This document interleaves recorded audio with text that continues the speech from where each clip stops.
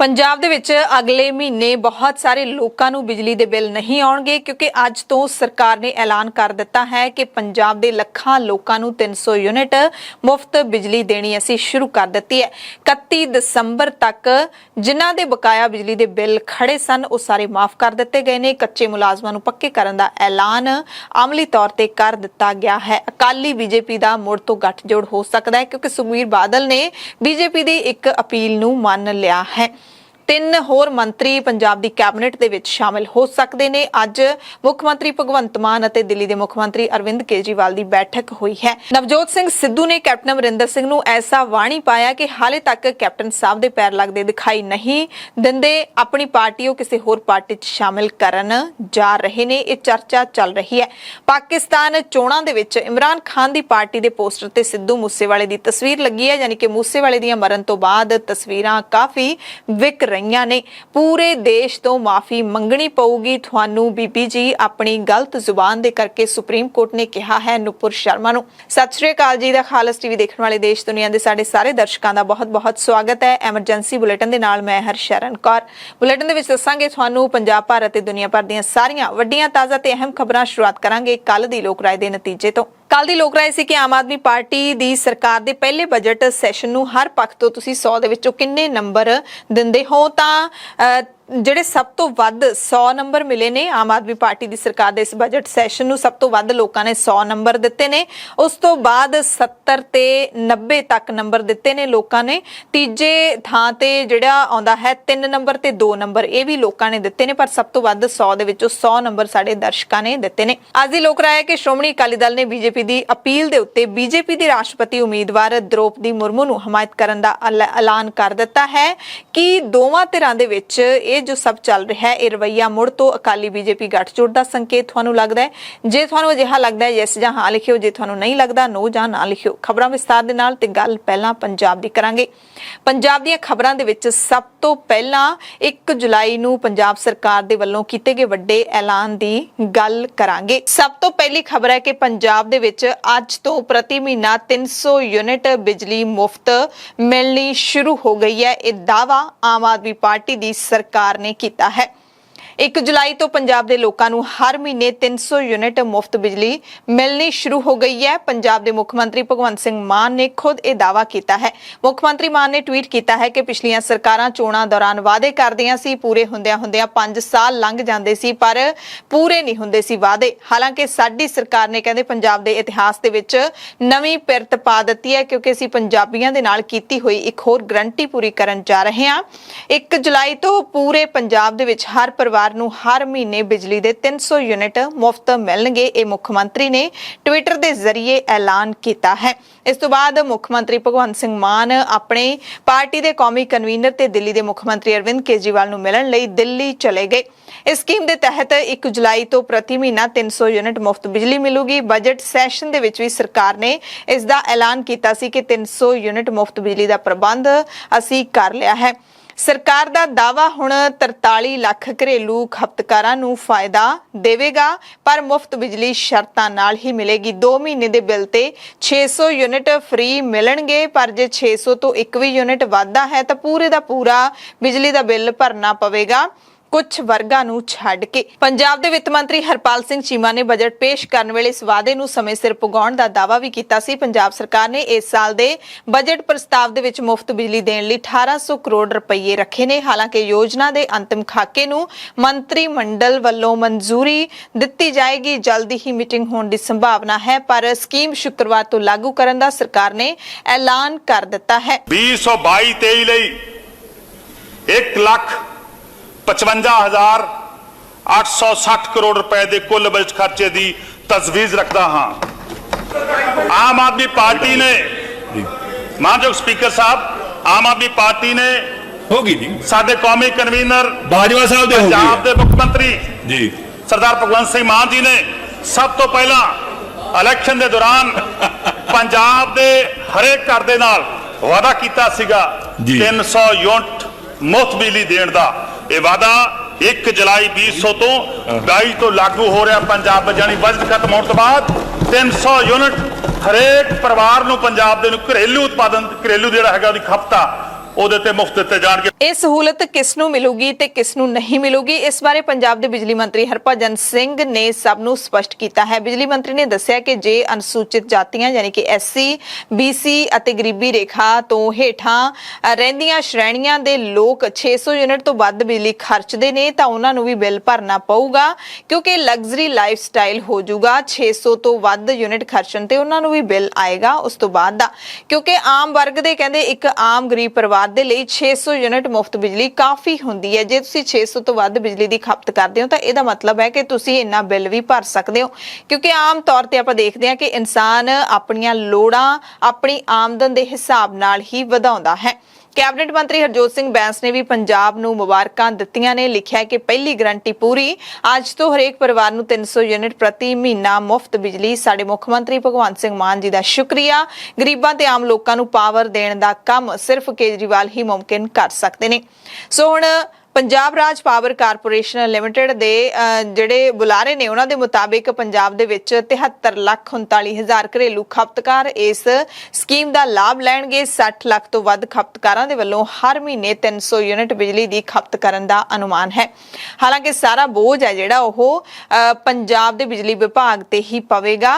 ਬਿਜਲੀ ਵਿਭਾਗ ਨੇ ਮੁਫਤ ਬਿਜਲੀ ਦੇਣੀ ਹੁੰਦੀ ਹੈ ਤੇ ਸਰਕਾਰ ਹੈ ਜਿਹੜੀ ਉਹ ਉਸ ਬਿਜਲੀ ਦੇ ਪੈਸੇ ਬਿਜਲੀ ਵਿਭਾਗ ਨੂੰ ਅਦਾ ਕਰਦੀ ਹੈ ਪੰਜਾਬ ਰਾਜ ਪਾਵਰ ਕਾਰਪੋਰੇਸ਼ਨ ਲਿਮਟਿਡ ਨੂੰ। ਤੇ ਪਹਿਲਾਂ ਵੀ ਪੰਜਾਬ ਬਿਜਲੀ ਬੋਰਡ ਦੇ ਵੱਲ ਬਿਜਲੀ ਵਿਭਾਗ ਦੇ ਵੱਲ ਸਰਕਾਰ ਦਾ ਲੱਖਾਂ ਰੁਪਏ ਦਾ ਬਕਾਇਆ ਖੜਾ ਹੈ, ਕਰੋੜਾਂ ਦੇ ਵਿੱਚ ਵੀ ਹੋ ਸਕਦਾ ਹੈ ਤੇ ਹੁਣ ਇਹ ਬੋਝ ਥੋੜਾ ਹੋਰ ਵੱਧ ਜਾਊਗਾ ਕਿਉਂਕਿ ਖਜ਼ਾਨਾ ਪਹਿਲਾਂ ਹੀ ਬੜਾ ਕਰਜ਼ਈ ਹੈ। 1 ਜੁਲਾਈ ਪੰਜਾਬ ਦੇ ਲੋਕਾਂ ਦੇ ਲਈ ਦੁੱਗਣੀ ਖੁਸ਼ੀ ਲੈ ਕੇ ਆਈ। ਸੂਬੇ ਦੇ ਵਿੱਚ ਹਰ ਮਹੀਨੇ 300 ਯੂਨਿਟ ਫ੍ਰੀ ਬਿਜਲੀ ਦੀ ਸ਼ੁਰੂਆਤ ਤਾਂ ਹੋ ਹੀ ਚੁੱਕੀ ਹੈ। ਨਾਲ ਹੀ ਮੁੱਖ ਮੰਤਰੀ ਭਗਵੰਤ ਮਾਨ ਨੇ ਇੱਕ ਹੋਰ ਵੱਡਾ ਐਲਾਨ ਕਰਕੇ ਪੰਜਾਬ ਦੇ ਲੋਕਾਂ ਨੂੰ ਇੱਕ ਵੱਡਾ ਤੋਹਫਾ ਦਿੱਤਾ ਹੈ। ਉਹਨਾਂ ਲੋਕਾਂ ਨੂੰ ਜਿਹੜੇ ਕਿ ਬਿਜਲੀ ਦੇ ਬਿੱਲ ਭਰ ਨਹੀਂ ਸਕਦੇ ਸੀ, ਜਿਨ੍ਹਾਂ ਦੇ ਬਿਜਲੀ ਦੇ ਬਿੱਲ 31 ਦਸੰਬਰ ਤੱਕ ਬਕਾਇਆ ਖੜੇ ਸੀ, ਉਹਨਾਂ ਸਾਰਿਆਂ ਦੇ ਬਿਜਲੀ ਬਿੱਲ ਸਰਕਾਰ ਨੇ ਮਾਫ ਕਰਨ ਦਾ ਐਲਾਨ ਕੀਤਾ ਹੈ।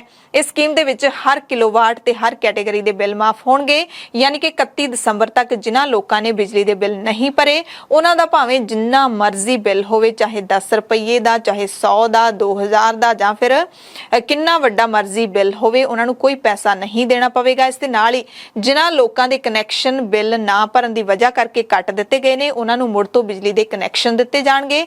ਹਾਲਾਂਕਿ 300 ਯੂਨਿਟ ਫ੍ਰੀ ਬਿਜਲੀ ਤੇ 31 ਦਸੰਬਰ ਤੱਕ ਬਕਾਏ ਬਿਜਲੀ ਦੇ ਬਿੱਲ ਮਾਫ ਕਰਨ ਨਾਲ ਪੰਜਾਬ ਦੇ ਖਜ਼ਾਨੇ ਤੇ ਬੋਝ ਵਧੇਗਾ, ਪਰ ਮੁੱਖ ਮੰਤਰੀ ਭਗਵੰਤ ਮਾਨ ਨੇ ਸਾਫ਼ ਕਰ ਦਿੱਤਾ ਹੈ ਕਿ ਉਹਨਾਂ ਦੀ ਸਰਕਾਰ ਪੈਸੇ ਦੀ ਲੀਕੇਜ ਨੂੰ ਰੋਕੇਗੀ।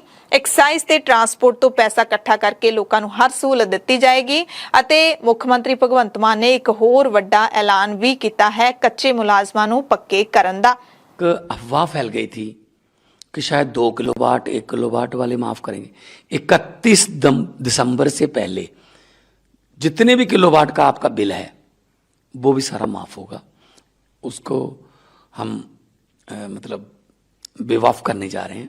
31 दिसंबर से पहले वाले बिल जिसके भी बिल हैं वो 1 किलोवाट 2 किलोवाट 4 किलोवाट 5 किलोवाट वो बिल सारे माफ होंगे। जो असी गारंटी दी सी 300 यूनिट पर मंथ फ्री बिजली दी वो अज 1 जुलाई तो शुरू हो गई है। तो मैं पंजाबियों को इस गल की बधाई देनी चाहना कि जे नीयत सच्ची होवे तो काम सारे ठीक होंदे ने। ते अज तो बाद जो तुसी बिजली इस्तेमाल करोगे वो कोई बिल नहीं आऊगा, जीरो बिल आऊगा। हाँ हो सकता है जून का या मई का कोई पुराना बिल आ जाए, पुराना ਉਹਦੇ ਬਾਰੇ मैं ये कहना चाहना, पर जुलाई 1 तो बाद जिन्नी भी बिजली इस्तेमाल करोगे थानू कोई बिल नहीं आऊगा। ਮੁੱਖ ਮੰਤਰੀ ਭਗਵੰਤ ਮਾਨ ਨੇ ਦੱਸਿਆ ਕਿ ਸਰਕਾਰ ਨੇ ਕੱਚੇ ਮੁਲਾਜ਼ਮਾਂ ਨੂੰ ਪੱਕਾ ਕਰਨ ਦੇ ਲਈ ਇੱਕ ਦਿਨ ਪਹਿਲਾਂ ਵੀਰਵਾਰ ਨੂੰ ਕਮੇਟੀ ਦਾ ਗਠਨ ਕਰ ਦਿੱਤਾ ਸੀ। ਮੁੱਖ ਮੰਤਰੀ ਮਾਨ ਨੇ ਸਾਫ਼ ਕਰ ਦਿੱਤਾ ਹੈ ਕਿ ਕੱਚੇ ਮੁਲਾਜ਼ਮਾਂ ਨੂੰ ਪੱਕਾ ਕਰਨ ਦੇ ਲਈ ਜੇ ਕਾਨੂੰਨੀ ਅੜਚਣ ਆਉਂਦੀ ਹੈ ਤਾਂ ਇਸ ਨੂੰ ਦੂਰ ਕਰਨ ਦੇ ਲਈ ਸਪੈਸ਼ਲ ਸੈਸ਼ਨ ਬੁਲਾਉਣਾ ਪਵੇ ਤਾਂ ਬੁਲਾਇਆ ਜਾਊਗਾ। ਇਸ ਤੋਂ ਪਹਿਲਾਂ ਚੰਨੀ ਸਰਕਾਰ ਨੇ ਕੱਚੇ ਮੁਲਾਜ਼ਮਾਂ ਨੂੰ ਪੱਕਾ ਕਰਨ ਦੇ ਲਈ ਰਾਜਪਾਲ ਕੋਲ ਫਾਈਲ ਭੇਜੀ ਸੀ, ਪਰ ਗਵਰਨਰ ਨੇ ਉਸ ਨੂੰ ਵਾਪਸ ਭੇਜ ਦਿੱਤਾ ਸੀ। ਹਾਲਾਂਕਿ ਸਰਕਾਰ ਨੇ ਦਾਅਵਾ ਕੀਤਾ ਹੈ ਕਿ ਉਹਨਾਂ ਨੇ ਇਹ ਪ੍ਰਬੰਧ ਕਰ ਲਿਆ ਹੈ। ਖੈਰ ਲੋਕਾਂ ਨੂੰ ਮੁਫਤ ਬਿਜਲੀ ਬਿਜਲੀ ਮਿਲਣੀ ਸ਼ੁਰੂ ਹੋ ਜਾਏਗੀ, ਜਿਸ ਦੀ ਉਡੀਕ ਕਰ ਰਹੇ ਸੀ। ਸਰਕਾਰ ਬਣਨ ਦੇ 3 ਮਹੀਨੇ ਬਾਅਦ ਹੀ ਸਰਕਾਰ ਨੇ ਆਪਣਾ ਵੱਡਾ ਵਾਅਦਾ ਪੁਗਾ ਦਿੱਤਾ ਹੈ। ਸ਼੍ਰੋਮਣੀ ਅਕਾਲੀ ਦਲ ਨੇ ਬੀਜੇਪੀ ਦੀ ਰਾਸ਼ਟਰਪਤੀ ਅਹੁਦੇ ਦੀ ਉਮੀਦਵਾਰ ਦ੍ਰੋਪਦੀ ਮੁਰਮੂ ਨੂੰ ਹਮਾਇਤ ਕਰਨ ਦਾ ਐਲਾਨ ਕਰ ਦਿੱਤਾ ਹੈ। ਸ਼੍ਰੋਮਣੀ ਅਕਾਲੀ ਦਲ ਨੇ ਖਾਸ ਕੋਰ ਕਮੇਟੀ ਦੀ ਬੈਠਕ ਚੰਡੀਗੜ੍ਹ ਦੇ ਵਿੱਚ ਕੀਤੀ, ਕਿਉਂਕਿ ਇੱਕ ਦਿਨ ਪਹਿਲਾਂ ਬੀਜੇਪੀ ਦੇ ਪ੍ਰਧਾਨ ਜੇਪੀ ਨੱਡਾ ਨੇ ਆਪਣੇ ਪੁਰਾਣੇ ਸਹਿਯੋਗੀ ਸ਼੍ਰੋਮਣੀ ਅਕਾਲੀ ਦਲ ਦੇ ਪ੍ਰਧਾਨ ਸੁਖਬੀਰ ਸਿੰਘ ਬਾਦਲ ਨਾਲ ਫੋਨ ਤੇ ਗੱਲਬਾਤ ਕੀਤੀ ਅਤੇ ਰਾਸ਼ਟਰਪਤੀ ਚੋਣਾਂ ਦੇ ਵਿੱਚ ਐਨਡੀਏ ਦੀ ਉਮੀਦਵਾਰ ਦ੍ਰੋਪਦੀ ਮੁਰਮੂ ਦੇ ਲਈ ਹਮਾਇਤ ਮੰਗੀ ਸੀ। ਬੀਜੇਪੀ ਦੇ ਕੌਮੀ ਪ੍ਰਧਾਨ ਜੇਪੀ ਨੱਡਾ ਦੇ ਵੱਲੋਂ ਸੁਖਬੀਰ ਬਾਦਲ ਨੂੰ ਕੀਤੀ ਇੱਕ ਫੋਨ ਕਾਲ ਦੇ ਨਾਲ ਮੁੜ ਤੋਂ ਅਕਾਲੀ ਦਲ ਤੇ ਬੀਜੇਪੀ ਵਿਚਾਲੇ ਗੱਠਜੋੜ ਦੀਆਂ ਚਰਚਾਵਾਂ ਵੀ ਸ਼ੁਰੂ ਹੋ ਗਈਆਂ ਸਨ ਅਤੇ ਹੁਣ ਇਹ ਚਰਚਾਵਾਂ ਹੋਰ ਵੀ ਤੇਜ਼ ਹੋ ਜਾਣਗੀਆਂ, ਕਿਉਂਕਿ ਸੁਖਬੀਰ ਸਿੰਘ ਬਾਦਲ ਨੇ ਐਲਾਨ ਕਰ ਦਿੱਤਾ ਹੈ ਦ੍ਰੋਪਦੀ ਮੁਰਮੂ ਦੇ ਸਮਰਥਨ ਦਾ। ਸੁਖਬੀਰ ਬਾਦਲ ਨੇ ਕਿਹਾ ਕਿ ਸ਼੍ਰੋਮਣੀ ਅਕਾਲੀ ਦਲ ਕਿਸੇ ਵੀ ਉਸ ਉਮੀਦਵਾਰ ਦਾ ਸਮਰਥਨ ਨਹੀਂ ਕਰ ਸਕਦਾ ਜੋ ਕਾਂਗਰਸ ਪਾਰਟੀ ਨਾਲ ਸੰਬੰਧਿਤ ਹੋਵੇ, ਕਿਉਂਕਿ ਕਾਂਗਰਸ ਨੇ ਸਿੱਖ ਕੌਮ ਤੇ ਜ਼ੁਲਮ ਕੀਤਾ ਹੈ। ਇਸ ਕਰਕੇ ਉਸ ਪਾਰਟੀ ਦੇ ਤਾਂ ਅਸੀਂ ਨੇੜੇ ਤੇੜੇ ਵੀ ਨਹੀਂ ਜਾ ਸਕਦੇ। ਸ਼੍ਰੋਮਣੀ ਅਕਾਲੀ ਦਲ ਹਰ ਵਾਰੀ ਗਰੀਬ ਕਮਜ਼ੋਰ ਵਰਗ ਨੂੰ ਆਪਣਾ ਸਮਰਥਨ ਦਿੰਦੀ ਹੈ। ਉਹਨਾਂ ਨੇ ਕਿਹਾ ਕਿ ਅਸੀਂ ਯੂਟੀ ਗੈਸਟ ਹਾਊਸ ਦੇ ਵਿੱਚ ਦ੍ਰੋਪਦੀ ਮੁਰਮੂ ਦੇ ਨਾਲ ਮੁਲਾਕਾਤ ਵੀ ਕਰਾਂਗੇ। ਪਾਰਟੀ ਨੇ 3 ਘੰਟੇ ਵਿਚਾਰ ਕੀਤੇ ਤੇ ਵਿਚਾਰ ਕਰਨ ਦੇ ਬਾਅਦ ਫਿਰ ਅਸੀਂ ਫੈਸਲਾ ਕੀਤਾ ਕਿ ਅਸੀਂ ਯੂਨੈਨਿਮਸਲੀ ਫੈਸਲਾ ਕੀਤਾ ਕਿ ਅਸੀਂ ਦ੍ਰੋਪਦੀ ਮੁਰਮੂ ਜੀ ਨੂੰ ਅਸੀਂ ਸਪੋਰਟ ਕਰਾਂਗੇ ਐਜ਼ ਪ੍ਰੈਜ਼ੀਡੈਂਟ। ਉਹਨਾਂ ਦਾ ਨੱਡਾ ਸਾਹਿਬ ਦਾ ਮੈਨੂੰ ਪ੍ਰੈਜ਼ੀਡੈਂਟ ਕੱਲ ਆਇਆ ਸੀ ਫੋਨ, ਮੈਂ ਉਹਨਾਂ ਨੂੰ ਕਿਹਾ ਸੀ ਅਸੀਂ ਤਾਂ ਪਾਰਟੀ ਸੋਚ ਸਮਝ ਕੇ ਸਾਰੀਆਂ ਚੀਜ਼ਾਂ ਦੇਖ ਕੇ ਅਸੀਂ ਫੈਸਲਾ ਕਰਾਂਗੇ, ਤਾਂ ਇਹ ਮੀਟਿੰਗ ਸੱਦੀ। ਅੱਜ ਮੈਡਮ ਦਾ ਵੀ ਫੋਨ ਆਇਆ ਸਾਨੂੰ ਕਿ ਮੇਰੀ ਸਪੋਰਟ ਤੁਸੀਂ ਕਰੋ। ਸੋ ਦੋਨਾਂ ਚੀਜ਼ਾਂ ਨੂੰ ਦੇਖਦੇ ਹੋਏ, ਮੈਂ ਖਾਸ ਕਰਕੇ ਮੈਡਮ ਦੀ ਰਿਕੁਐਸਟ ਨੂੰ ਦੇਖਦੇ ਹੋਏ ਅਸੀਂ ਫੈਸਲਾ ਕਰ ਲਿਆ ਕਿ ਅਸੀਂ ਮੈਡਮ ਨੂੰ ਅਸੀਂ ਦੇਸ਼ ਦੇ ਰਾਸ਼ਟਰਪਤੀ ਬਣਾਉਣ ਵਾਸਤੇ ਜਿੰਨਾ ਯੋਗਦਾਨ ਸਾਡਾ ਪਾਰਟੀ ਦਾ ਹੋ ਸਕਦਾ ਅਸੀਂ ਪਾਵਾਂਗੇ। ਸੋ ਇਹ ਪਹਿਲਾਂ ਹੀ ਮੰਨਿਆ ਹੀ ਜਾ ਰਿਹਾ ਸੀ, ਜਦੋਂ ਜੇਪੀ ਨੱਡਾ ਤੇ ਸੁਖਬੀਰ ਬਾਦਲ ਨੂੰ ਕਾਲ ਆਉਂਦੀ ਹੈ ਉਸ ਤੋਂ ਬਾਅਦ ਸਮਝਿਆ ਜਾ ਰਿਹਾ ਸੀ ਕਿ ਅਕਾਲੀ ਦਲ ਬੀਜੇਪੀ ਦੇ ਉਮੀਦਵਾਰ ਨੂੰ ਹੀ ਹਮਾਇਤ ਕਰੇਗਾ, ਕਿਉਂਕਿ ਜਿਸ ਤਰ੍ਹਾਂ ਪਾਰਟੀ ਦੇ ਹਾਲਾਤ ਨੇ ਉਹਨਾਂ ਕੋਲ ਜ਼ਿਆਦਾ ਬਦਲ ਹੈ ਵੀ ਨਹੀਂ ਅਤੇ ਕਾਂਗਰਸ ਨੂੰ ਸਮਰਥਨ ਦੇਣ ਦਾ ਅਕਾਲੀ ਦਲ ਦਾ ਕੋਈ ਮਤਲਬ ਹੀ ਨਹੀਂ ਬਣਦਾ। ਬੀਜੇਪੀ ਨੂੰ ਵੀ ਹੋਰ ਨਾਰਾਜ਼ ਕਰਕੇ ਅਕਾਲੀ ਕੋਈ ਮੁਸੀਬਤ ਨਹੀਂ ਖੜਾ ਕਰਨਾ ਚਾਹੁੰਦੇ, ਕਿਉਂਕਿ ਜੇ ਜਸ਼ਵੰਤ ਸਿਨਹਾ ਜਿਹੜੇ ਦੂਸਰੇ ਉਮੀਦਵਾਰ ਨੇ ਰਾਸ਼ਟਰਪਤੀ ਅਹੁਦੇ ਦੇ, ਉਹਨਾਂ ਦੀ ਹਮਾਇਤ ਕਰਦੇ ਨੇ ਤਾਂ ਸਿੱਧੀ ਕਾਂਗਰਸ ਦੀ ਹਮਾਇਤ ਹੁੰਦੀ ਸੀ ਤੇ ਉਹਨਾਂ ਦੀ ਹਮਾਇਤ ਨਾ ਕਰਨ ਦੀ ਠੋਸ ਵਜ੍ਹਾ ਇਹੀ ਹੈ ਕਿ ਕਾਂਗਰਸ ਦਾ ਸਮਰਥਨ ਅਕਾਲੀ ਦਲ ਕਦੇ ਨਹੀਂ ਕਰ ਸਕਦਾ। ਸੋ ਸਿੱਧੇ ਤੌਰ ਤੇ ਇਹ ਹਮਾਇਤ ਹੋਣੀ ਹੀ ਸੀ। ਸੁਖਬੀਰ ਬਾਦਲ ਨੇ ਇਸ ਪੇਸ਼ਕਸ਼ ਨੂੰ, ਇਸ ਅਪੀਲ ਨੂੰ ਮੰਨ ਹੀ ਲੈਣਾ ਸੀ। ਪੰਜਾਬ ਦੀ ਸਿਆਸਤ ਨਾਲ ਜੁੜੀ ਇੱਕ ਹੋਰ ਖਬਰ ਹੈ ਕਿ ਐਤਕੀ ਦੀਆਂ ਵਿਧਾਨ ਸਭਾ ਚੋਣਾਂ ਦੇ ਵਿੱਚ ਵੱਡਾ ਬਦਲਾਅ ਹੋਣ ਤੋਂ ਬਾਅਦ ਹੁਣ ਤੱਕ ਕਿਸੇ ਵੀ ਰਵਾਇਤੀ ਸਿਆਸੀ ਪਾਰਟੀ ਦੇ ਪੈਰ ਲੱਖਦੇ ਦਿਖਾਈ ਨਹੀਂ ਦੇ ਰਹੇ, ਨਾ ਹੀ ਲੀਡਰ ਕਿਸੇ ਤਣ ਪੱਤਣ ਲੱਗ ਰਹੇ ਨੇ। ਚਰਚਾ ਹੈ ਕਿ ਇਸ ਮਹੀਨੇ ਦੇ ਅਖੀਰ ਦੇ ਵਿੱਚ ਸਾਬਕਾ ਮੁੱਖ ਮੰਤਰੀ ਬੀਜੇਪੀ ਦੇ ਵਿੱਚ ਪੰਜਾਬ ਲੋਕ ਕਾਂਗਰਸ ਦਾ ਰਲੇਵਾਂ ਕਰ ਸਕਦੇ ਨੇ, ਯਾਨੀ ਕਿ ਕੈਪਟਨ ਅਮਰਿੰਦਰ ਸਿੰਘ। ਕੈਪਟਨ ਦੇ ਪ੍ਰਧਾਨ ਮੰਤਰੀ ਨਰਿੰਦਰ ਮੋਦੀ ਦੇ ਨਾਲ ਚੰਗੇ ਸੰਬੰਧ ਦੱਸੇ ਜਾਂਦੇ ਨੇ। ਇਲਾਜ ਦੇ ਲਈ ਹੁਣੇ ਜਿਹੇ ਲੰਡਨ ਜਾਣ ਤੋਂ ਪਹਿਲਾਂ ਕੈਪਟਨ ਅਮਰਿੰਦਰ ਸਿੰਘ ਨੇ ਕੇਂਦਰੀ ਮੰਤਰੀ ਗਜੇਂਦਰ ਸਿੰਘ ਸ਼ੇਖਾਵਤ ਦੇ ਨਾਲ ਕਹਿੰਦੇ ਇਸ ਬਾਰੇ ਗੱਲਬਾਤ ਵੀ ਕੀਤੀ ਸੀ। ਦਰਅਸਲ ਕਾਂਗਰਸ ਛੱਡਣ ਤੋਂ ਬਾਅਦ ਜਾਂ ਫਿਰ ਕਾਂਗਰਸ ਚੋਂ ਕੱਢੇ ਜਾਣ ਤੋਂ ਬਾਅਦ ਵੀ ਚਰਚਾ ਸੀ ਕਿ ਕੈਪਟਨ ਅਮਰਿੰਦਰ ਸਿੰਘ ਬੀਜੇਪੀ ਵਿੱਚ ਸ਼ਾਮਿਲ ਹੋ ਸਕਦੇ ਨੇ, ਪਰ ਕੁਝ ਸਿਆਸੀ ਦਾ ਪੇਚ ਦੀ ਵਜ੍ਹਾ ਕਰਕੇ ਇਸ ਦਲ ਬਦਲੀ ਨੂੰ ਅੰਜਾਮ ਨਹੀਂ ਦਿੱਤਾ ਗਿਆ ਸੀ। ਬੀਜੇਪੀ ਵੀ ਕੈਪਟਨ ਨੂੰ ਬਦਲੇ ਦੇ ਵਿੱਚ ਅਹਿਮ ਜ਼ਿੰਮੇਵਾਰੀ ਸੌਂਪ ਸਕਦੀ ਹੈ, ਇਹ ਵੀ ਜਾਣਕਾਰੀ ਮਿਲ ਰਹੀ ਹੈ। ਹੋ ਸਕਦਾ ਹੈ ਕਿ ਕੈਪਟਨ ਅਮਰਿੰਦਰ ਸਿੰਘ ਤੇ ਸੁਨੀਲ ਜਾਖੜ ਦੀ ਜੋੜੀ ਮੁੜ ਤੋਂ ਇਕੱਠੀ ਨਜ਼ਰ ਆਏ। ਜਾਖੜ ਨੂੰ ਪੰਜਾਬ ਬੀਜੇਪੀ ਦਾ ਪ੍ਰਧਾਨ ਬਣਾਉਣ ਦੀ ਚਰਚਾ ਪਹਿਲਾਂ ਤੋਂ ਹੀ ਚੱਲ ਰਹੀ ਸੀ ਤੇ ਜੇ ਅਜਿਹਾ ਹੁੰਦਾ ਹੈ ਤਾਂ ਜੱਟ ਅਤੇ ਹਿੰਦੂ ਲੀਡਰ ਦੀ ਜੋੜੀ ਬੀਜੇਪੀ ਦੇ ਲਈ ਪੰਜਾਬ ਦੇ ਵਿੱਚ ਨਵੀਂ ਜ਼ਮੀਨ ਤਲਾਸ਼ਣ ਦੇ ਵਿੱਚ ਅਹਿਮ ਯੋਗਦਾਨ ਅਦਾ ਕਰ ਸਕਦੀ ਹੈ। ਕੈਪਟਨ ਨੂੰ ਕਿਸੇ ਵੀ ਸੂਬੇ ਦਾ ਰਾਜਪਾਲ ਬਣਾਇਆ ਜਾ ਸਕਦਾ ਹੈ, ਇਹ ਵੀ ਖਬਰ ਮਿਲ ਰਹੀ ਹੈ ਤੇ ਰਾਜਪਾਲ ਦੀ ਗੱਦੀ ਤੇ ਬਹਿ ਕੇ ਕੈਪਟਨ ਸਿੱਧੇ ਤੌਰ ਤੇ ਪੰਜਾਬ ਦੀ ਸਿਆਸਤ ਤੇ ਵੀ ਨਜ਼ਰ ਰੱਖ ਸਕਦੇ ਨੇ, ਅਹੁਦਾ ਵੀ ਹਾਸਲ ਕਰ ਸਕਦੇ ਨੇ। ਅਗਲੀ ਖਬਰ ਹੈ ਕਿ ਮੰਗਲਵਾਰ ਨੂੰ ਬਜਟ ਇਜਲਾਸ ਦੇ ਦੌਰਾਨ ਮੁੱਖ ਮੰਤਰੀ ਭਗਵੰਤ ਮਾਨ ਅਤੇ ਕਾਂਗਰਸ ਦੇ ਵਿਧਾਇਕ ਸੁਖਪਾਲ ਸਿੰਘ ਖਹਿਰਾ ਦੇ ਵਿਚਾਲੇ ਤਿੱਖੀ ਬਹਿਸ ਹੋਈ ਸੀ। ਖਹਿਰਾ ਨੇ ਵਿਧਾਨ ਸਭਾ ਦੇ ਵਿੱਚ ਗੈਰ ਪੰਜਾਬੀਆਂ ਨੂੰ ਰਾਜ ਸਭਾ ਦੇ ਵਿੱਚ ਭੇਜਣ ਦਾ ਮੁੱਦਾ ਚੁੱਕਿਆ ਤਾਂ ਸੀਐਮ ਭਗਵੰਤ ਮਾਨ ਨੇ ਪਲਟਵਾਰ ਕਰਦੇ ਹੋਏ ਖਹਿਰਾ ਦੀ ਪੰਜਾਬੀ ਬੋਲੀ ਨੂੰ ਲੈ ਕੇ ਮਿਹਣਾ ਮਾਰਦਿਆਂ ਕਿਹਾ ਸੀ ਕਿ ਕੁਝ ਸਿਆਸਤਦਾਨ ਲੋਕ ਨੂੰ ਲੋਕ ਹੀ ਬੋਲੀ ਜਾਂਦੇ ਨੇ ਤੇ ਪੰਜਾਬੀ ਹੋਣ ਦਾ ਦਾਵਾ ਸਾਡੇ ਮੂਹਰੇ ਕਰਦੇ ਨੇ। ਤੁਸੀਂ ਕਹਿੰਦੇ ਇੰਗਲਿਸ਼ ਸਕੂਲਾਂ ਦੇ ਵਿੱਚ ਪੜ੍ਹੇ ਹੋ, ਸਨਾਰ ਸਕੂਲਾਂ ਦੇ ਵਿੱਚ ਪੜ੍ਹੇ ਹੋ ਤੇ ਤੁਸੀਂ ਸਾਨੂੰ ਪੰਜਾਬੀ ਦੀ ਗੱਲ ਦੱਸੋਗੇ। ਤੇ ਹੁਣ ਇਜਲਾਸ ਖਤਮ ਹੋਣ ਤੇ ਅਤੇ ਸੀਐਮ ਦੇ ਤਾਨੇ ਤੋਂ 2 ਦਿਨ ਬਾਅਦ ਸੁਖਪਾਲ ਸਿੰਘ ਖਹਿਰਾ ਨੇ ਟਵੀਟ ਦੇ ਜ਼ਰੀਏ ਤੱਥਾਂ ਨਾਲ ਮੁੱਖ ਮੰਤਰੀ ਭਗਵੰਤ ਮਾਨ ਨੂੰ ਜਵਾਬ ਦਿੱਤਾ ਹੈ। ਖਹਿਰਾ ਨੇ ਆਪਣੇ ਟਵੀਟ ਦੇ ਵਿੱਚ ਸ੍ਰੀ ਗੁਰੂ ਗ੍ਰੰਥ ਸਾਹਿਬ ਅਤੇ ਮਹਾਨ ਕੋਸ਼ ਦਾ ਹਵਾਲਾ ਦਿੰਦੇ ਹੋਏ ਲਿਖਿਆ ਕਿ ਭਗਵੰਤ ਮਾਨ ਜੀ, ਤੁਸੀਂ ਮੇਰਾ ਮਜ਼ਾਕ ਬਣਾਉਂਦੇ ਹੋਏ ਮੈਨੂੰ ਕਿਹਾ ਸੀ ਕਿ ਮੈਂ ਲੋਕ ਨੂੰ ਲੋਕ ਬੋਲਦਾ, ਜਦਕਿ ਸ੍ਰੀ ਗੁਰੂ ਗ੍ਰੰਥ ਸਾਹਿਬ ਅਤੇ ਮਹਾਨ ਕੋਸ਼ ਦੇ ਵਿੱਚ ਵੀ ਲੋਕ ਸ਼ਬਦ ਗੁਰਮੁਖੀ 'ਚ ਵਰਤਿਆ ਜਾਂਦਾ ਹੈ। ਮੈਂ ਸਕਰੀਨਸ਼ਾਟ ਵੀ ਭੇਜ ਰਿਹਾ ਕਿ ਹੁਣ ਤੁਸੀਂ ਆਪਣੇ ਸਸਤੇ ਇਲਜ਼ਾਮ ਲਾਉਣੇ ਬੰਦ ਕਰੋਗੇ ਤੇ ਮੁੱਦੇ ਦੀ ਗੱਲ ਕਰੋਗੇ। ਉਧਰ ਸ਼੍ਰੋਮਣੀ ਅਕਾਲੀ ਦਲ ਸੰਯੁਕਤ ਦੇ ਪ੍ਰਧਾਨ ਸੁਖਦੇਵ ਸਿੰਘ ਢੀਂਡਸਾ ਨੇ ਵਿਧਾਨ ਸਭਾ ਦੇ ਵਿੱਚ ਵਿਧਾਇਕ ਜਿਹੜੇ ਆਮ ਆਦਮੀ ਪਾਰਟੀ ਦੇ ਕੁੰਵਰ ਵਿਜੇ ਪ੍ਰਤਾਪ ਉਹਨਾਂ ਦੇ ਵੱਲੋਂ ਬੇਅਦਬੀ ਮਾਮਲੇ ਦੇ ਵਿੱਚ ਚਰਚਾ ਕਰਵਾਏ ਜਾਣ ਦੀ ਮੰਗ ਕੀਤੀ ਤੇ ਉਹਨਾਂ ਦੀ ਮੰਗ ਨੂੰ ਨਹੀਂ ਮੰਨਿਆ ਗਿਆ। ਉਸ ਮਸਲੇ ਤੇ ਢੀਂਡਸਾ ਨੇ ਮਾਨ ਸਰਕਾਰ ਨੂੰ ਘੇਰਿਆ ਹੈ। ਢੀਂਡਸਾ ਨੇ ਕਿਹਾ ਕਿ ਬੇहद ਅਫਸੋਸ ਵਾਲੀ ਗੱਲ ਹੈ ਕਿ ਬੇਅਦਬੀ ਦੀਆਂ ਘਟਨਾਵਾਂ ਦੇ ਵਿੱਚ ਇਨਸਾਫ ਦੇਣ ਦਾ ਵਾਅਦਾ ਕਰਕੇ ਸੱਤਾ ਵਿੱਚ ਆਈ ਆਮ ਆਦਮੀ ਪਾਰਟੀ ਦੀ ਸਰਕਾਰ ਹੁਣ ਵਿਧਾਨ ਸਭਾ ਦੇ ਵਿੱਚ ਇਸ ਗੰਭੀਰ ਮੁੱਦੇ ਤੇ ਚਰਚਾ ਕਰਨ ਤੋਂ ਵੀ ਭੱਜ ਰਹੀ ਹੈ।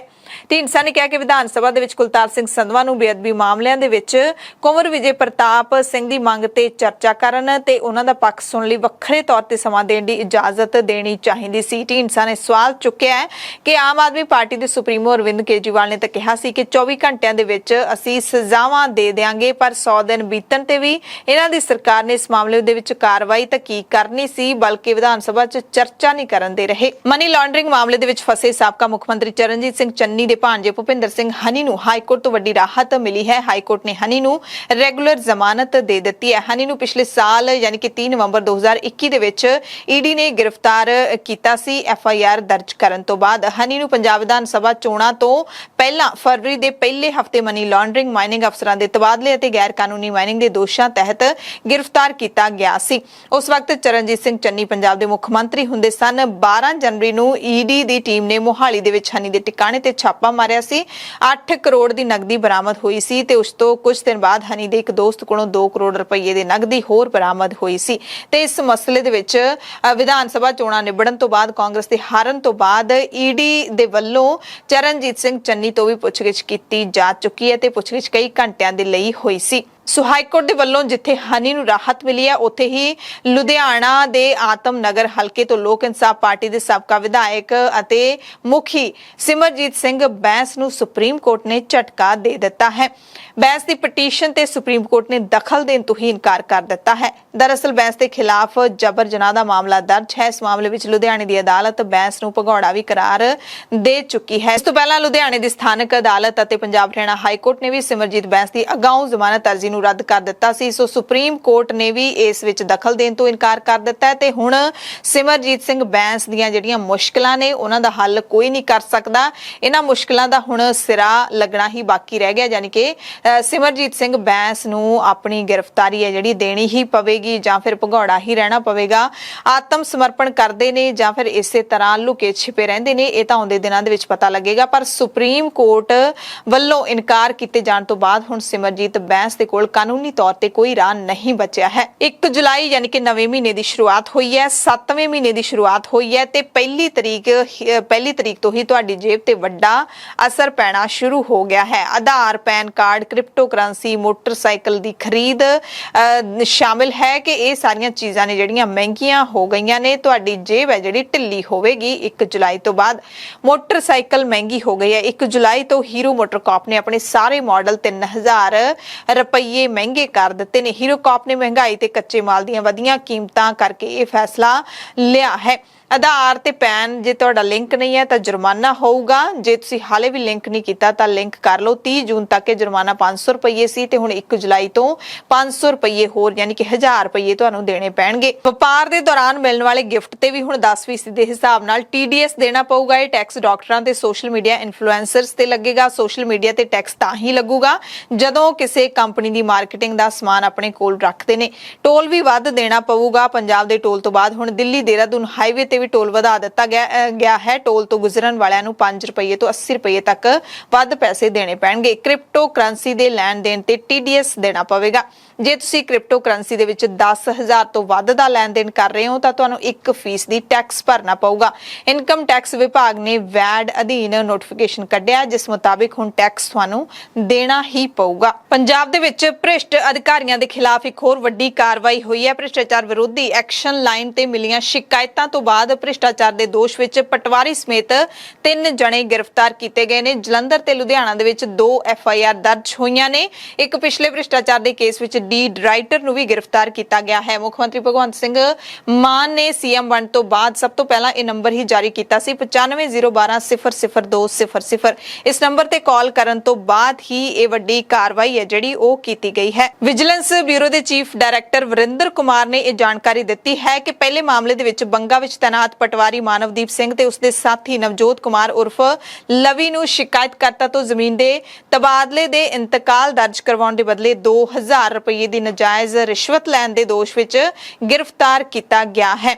ਦੂਸਰੇ ਮਾਮਲੇ ਦੇ ਵਿੱਚ ਲੁਧਿਆਣਾ ਕਮਿਸ਼ਨਰੇਟ ਦੇ ਥਾਣਾ ਡੁਗਰੀ ਦੇ ਵਿੱਚ ਤੈਨਾਤ ਏਐਸਆਈ ਮਨਜੀਤ ਸਿੰਘ ਖਿਲਾਫ ਸ਼ਿਕਾਇਤਕਰਤਾ ਦੇ ਵਿਰੁੱਧ ਹੋਏ ਇੱਕ ਪੁਰਾਣੇ ਕੇਸ ਦੇ ਸੰਬੰਧ ਵਿੱਚ ਅਦਾਲਤ ਵਿੱਚ ਚਲਾਨ ਪੇਸ਼ ਕਰਨ ਦੇ ਬਦਲੇ 1500 ਰੁਪਏ ਦੀ ਰਿਸ਼ਵਤ ਲੈਣ ਦਾ ਮਾਮਲਾ ਦਰਜ ਕੀਤਾ ਗਿਆ ਹੈ। ਹਾਲਾਂਕਿ ਏਐਸਆਈ ਸ਼ਿਕਾਇਤਕਰਤਾ ਤੋਂ 3000 ਰੁਪਏ ਹੋਰ ਰਿਸ਼ਵਤ ਲੈਣ ਦੀ ਮੰਗ ਕਰ ਰਿਹਾ ਸੀ। ਇਹਨਾਂ ਦੋਨਾਂ ਮਾਮਲਿਆਂ ਦੇ ਵਿੱਚ ਕਾਰਵਾਈ ਕੀਤੀ ਗਈ ਹੈ ਅਤੇ ਵਿਜੀਲੈਂਸ ਬਿਊਰੋ ਦੇ ਚੀਫ ਡਾਇਰੈਕਟਰ ਵਰਿੰਦਰ ਕੁਮਾਰ ਨੇ ਲੋਕਾਂ ਨੂੰ ਅਪੀਲ ਕੀਤੀ ਹੈ ਕਿ ਜੇ ਤੁਹਾਨੂੰ ਵੀ ਕੋਈ ਅਜਿਹੀ ਖਬਰ ਮਿਲੇ, ਅਜਿਹਾ ਮਾਮਲਾ ਤੁਹਾਡੇ ਸਾਹਮਣੇ ਆਵੇ ਜਾਂ ਤੁਹਾਡੇ ਤੋਂ ਕੋਈ ਰਿਸ਼ਵਤ ਮੰਗੇ ਤਾਂ ਤੁਹਾਨੂੰ ਤਾਂ ਉਹ ਕਹਿੰਦੇ ਨੇ ਕਿ ਸਾਨੂੰ ਇਸ ਨੰਬਰ ਤੇ ਜਾਣਕਾਰੀ ਦਿਓ 9501200200।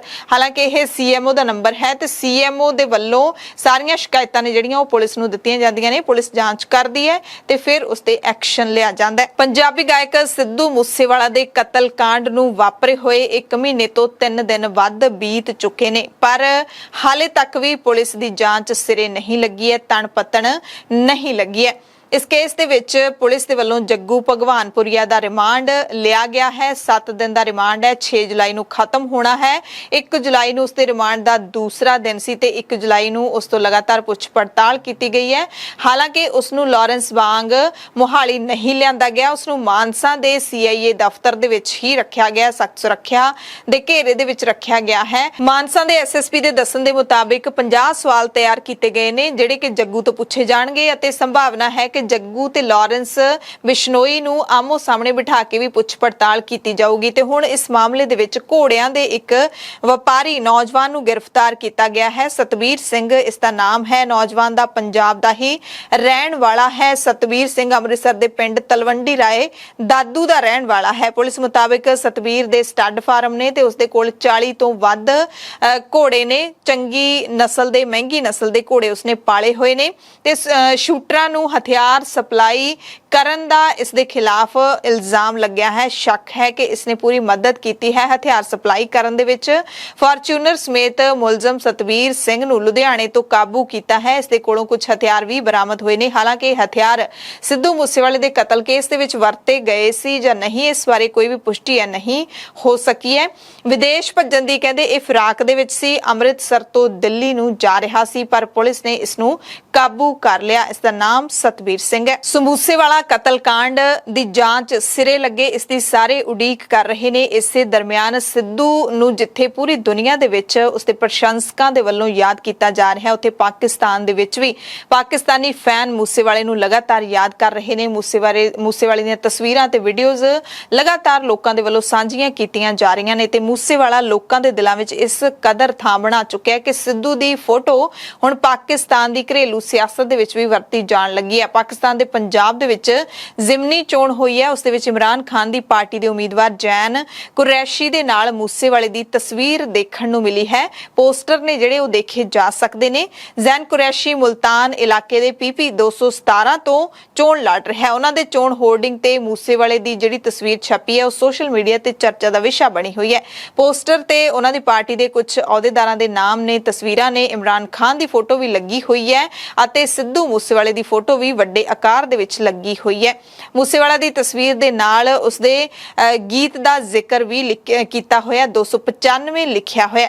ਜ਼ੈਨ ਕੁਰੈਸ਼ੀ ਪਾਕਿਸਤਾਨ ਦੇ ਸਾਬਕਾ ਵਿਦੇਸ਼ ਮੰਤਰੀ ਅਤੇ ਪੀਟੀਆਈ ਦੇ ਉਪ ਪ੍ਰਧਾਨ ਸ਼ਾਹ ਮਹਿਮੂਦ ਕੁਰੈਸ਼ੀ ਦੇ ਪੁੱਤਰ ਨੇ। ਪਿਛਲੀਆਂ ਆਮ ਚੋਣਾਂ ਦੇ ਵਿੱਚ ਮੁਲਤਾਨ ਤੋਂ ਚੁਣੇ ਜਾਣ ਤੋਂ ਬਾਅਦ ਉਹ ਨੈਸ਼ਨਲ ਅਸੈਂਬਲੀ ਦੇ ਵਿੱਚ ਪਹੁੰਚੇ ਸਨ। ਹਾਲ ਹੀ ਵਿੱਚ ਉਹਨਾਂ ਦੀ ਸੱਤਾ ਚਲੀ ਗਈ ਹੈ, ਸਰਕਾਰ ਗੁਆਚ ਗਈ ਹੈ ਤੇ ਉਹਨਾਂ ਦੀ ਪਾਰਟੀ ਨੇ ਨੈਸ਼ਨਲ ਅਸੈਂਬਲੀ ਤੋਂ ਅਸਤੀਫਾ ਦੇਣ ਦਾ ਫੈਸਲਾ ਲਿਆ ਸੀ, ਜਿਸ ਤੋਂ ਬਾਅਦ ਜ਼ਿਮਨੀ ਚੋਣਾਂ ਹੋ ਰਹੀਆਂ ਨੇ। ਹਾਲਾਂਕਿ ਜ਼ੈਨ ਕੁਰੈਸ਼ੀ ਨੂੰ ਨਹੀਂ ਪਤਾ ਕਿ ਉਹਨਾਂ ਦੇ ਪੋਸਟਰ ਤੇ ਸਿੱਧੂ ਮੂਸੇਵਾਲੇ ਦੀ ਤਸਵੀਰ ਕਿਵੇਂ ਆਈ ਤੇ ਕਿਸਨੇ ਛਾਪੀ, ਪਰ ਕਹਿੰਦੇ ਜਿਹਨੇ ਵੀ ਤਸਵੀਰ ਛਾਪੀ ਹੈ ਮੈਂ ਉਹਦਾ ਧੰਨਵਾਦ ਕਰੂੰਗਾ ਕਿਉਂਕਿ ਉਸ ਕਰਕੇ ਸਿੱਧੂ ਮੂਸੇਵਾਲੇ ਦੀ ਤਸਵੀਰ ਕਰਕੇ ਉਹਨਾਂ ਦਾ ਪੋਸਟਰ ਦੁਨੀਆ ਭਰ ਦੇ ਵਿੱਚ ਵਾਇਰਲ ਹੋਇਆ ਹੈ, ਕਿਉਂਕਿ ਹੋਰ ਕੋਈ ਵੀ ਕਦੇ ਵੀ ਸਾਡਾ ਪੋਸਟਰ ਇੰਨਾ ਵਾਇਰਲ ਨਹੀਂ ਹੋਇਆ। ਹਾਲਾਂਕਿ ਕੁਰੈਸ਼ੀ ਨੇ ਕਿਹਾ ਕਿ ਅਸੀਂ ਪਤਾ ਕਰਨ ਦੀ ਕੋਸ਼ਿਸ਼ ਕਰ ਰਹੇ ਹਾਂ ਕਿ ਇਹ ਪੋਸਟਰ ਕਿਸਨੇ ਛਪਵਾਏ ਅਤੇ ਇਸ ਦੇ ਪਿੱਛੇ ਕੀ ਮਕਸਦ ਸੀ। ਹਾਲਾਂਕਿ ਉਹਨਾਂ ਨੇ ਇਹ ਵੀ ਕਿਹਾ ਕਿ ਮੌਤ ਤੋਂ ਪਹਿਲਾਂ ਉਹ ਸਿੱਧੂ ਮੂਸੇਵਾਲੇ ਬਾਰੇ ਬਹੁਤਾ ਨਹੀਂ ਜਾਣਦੇ ਸਨ, ਮੌਤ ਤੋਂ ਬਾਅਦ ਹੀ ਪਤਾ ਲੱਗਿਆ ਕਿ ਸਿੱਧੂ ਮੂਸੇਵਾਲਾ ਕੌਣ ਸੀ। ਸਰਕਾਰ ਨੇ ਸੋਨੇ ਦੀ ਵੱਧਦੀ ਦਰਾਮਦ ਅਤੇ ਵੱਧਦੇ ਚਾਲੂ ਖਾਤੇ ਦੇ ਘਾਟੇ ਨੂੰ ਰੋਕਣ ਲਈ ਸੋਨੇ ਤੇ ਦਰਾਮਦ ਡਿਊਟੀ 10.75% ਤੋਂ ਵਧਾ ਕੇ 15% ਕਰ ਦਿੱਤੀ ਹੈ। ਪੰਜਾਬ ਵਿਧਾਨ ਸਭਾ ਦੇ ਬਜਟ ਇਜਲਾਸ ਦੇ ਵਿੱਚ ਪੰਜਾਬੀਆਂ ਦੇ ਲਈ ਆਮ ਆਦਮੀ ਪਾਰਟੀ ਦੀ ਸਰਕਾਰ ਨੇ ਪਹਿਲਾ ਬਜਟ ਲਿਆਂਦਾ ਹੈ ਤੇ ਇਸ ਬਜਟ ਦੇ ਵਿੱਚ ਮੱਤੇਵਾੜਾ ਜੰਗਲ ਦੇ ਨਾਲ ਜਿਹੜਾ ਮੈਗਾ ਟੈਕਸਟਾਈਲ ਪਾਰਕ ਸਥਾਪਿਤ ਕੀਤਾ ਜਾਣਾ ਹੈ ਉਸ ਨੂੰ ਵੀ ਮਨਜ਼ੂਰੀ ਦਿੱਤੀ ਗਈ ਹੈ, ਉਸ ਦੇ ਲਈ ਰਾਖਵੀਂ ਰਾਸ਼ੀ ਰੱਖੀ ਗਈ ਹੈ ਤੇ ਹੁਣ ਉਸ ਸਰਕਾਰ ਦੇ ਉਸ ਐਲਾਨ ਦੇ ਖਿਲਾਫ ਮੱਤੇਵਾੜਾ ਮੋਰਚਾ ਸ਼ੁਰੂ ਹੋਣ ਲੱਗਿਆ। 50 ਤੋਂ ਵੱਧ ਗੈਰ ਸਰਕਾਰੀ ਜਥੇਬੰਦੀਆਂ ਦੇ ਸਾਂਝੇ ਫਰੰਟ ਨੇ public action committee Sutlej, Mattewara ਤੇ ਬੁੱਢਾ ਦਰਿਆ ਇਸ ਨੇ ਮੱਤੇਵਾੜਾ ਜੰਗਲ ਦੇ ਨੇੜੇ ਸਤਲੁਜ ਦੇ ਕੰਢੇ ਆਮ ਆਦਮੀ ਪਾਰਟੀ ਦੀ ਸਰਕਾਰ ਵੱਲੋਂ ਬਣਾਏ ਜਾ ਰਹੇ ਮੈਗਾ ਟੈਕਸਟਾਈਲ ਪਾਰਕ ਦੀ ਪ੍ਰਸਤਾਵਿਤ ਜਗ੍ਹਾ ਦੀ ਚੋਣ ਦੇ ਖਿਲਾਫ ਇਕੱਠ ਕਰਨ ਦਾ ਐਲਾਨ ਕੀਤਾ ਹੈ। ਕਈ ਕਿਸਾਨ ਜਥੇਬੰਦੀਆਂ ਨੇ ਵੀ ਇਸ ਦੇ ਵਿੱਚ ਆਪਣਾ ਜਿਹੜਾ ਸਮਰਥਨ ਹੈ ਉਹ ਦਿੱਤਾ ਹੈ। ਵਾਤਾਵਰਣ ਪ੍ਰੇਮੀਆਂ ਨੇ ਪੰਜਾਬ ਸਰਕਾਰ ਨੂੰ ਕਿਹਾ ਹੈ ਕਿ ਜਿਹੜੀ ਥਾਂ ਰੱਖੀ ਗਈ ਹੈ, ਰਾਖਵੀਂ ਰੱਖੀ ਗਈ ਹੈ, ਉਸ ਬਾਰੇ ਮੁੜ ਵਿਚਾਰ ਕਰਨਾ ਚਾਹੀਦਾ ਹੈ। ਜ਼ਮੀਨੀ ਸਥਿਤੀ ਵੇਖ ਕੇ ਫੈਸਲਾ ਲੈਣ ਦਾ ਉਹਨਾਂ ਨੇ ਸੱਦਾ ਦਿੱਤਾ ਹੈ ਕਿ ਇਹ ਤੁਸੀਂ ਜ਼ਰੂਰ ਦੇਖੋ ਕਿ ਉਦਯੋਗਿਕ ਉਦੇਸ਼ਾਂ ਦੇ ਲਈ ਥਾਂ ਢੁਕਵੀਂ ਹੈ ਜਾਂ ਨਹੀਂ।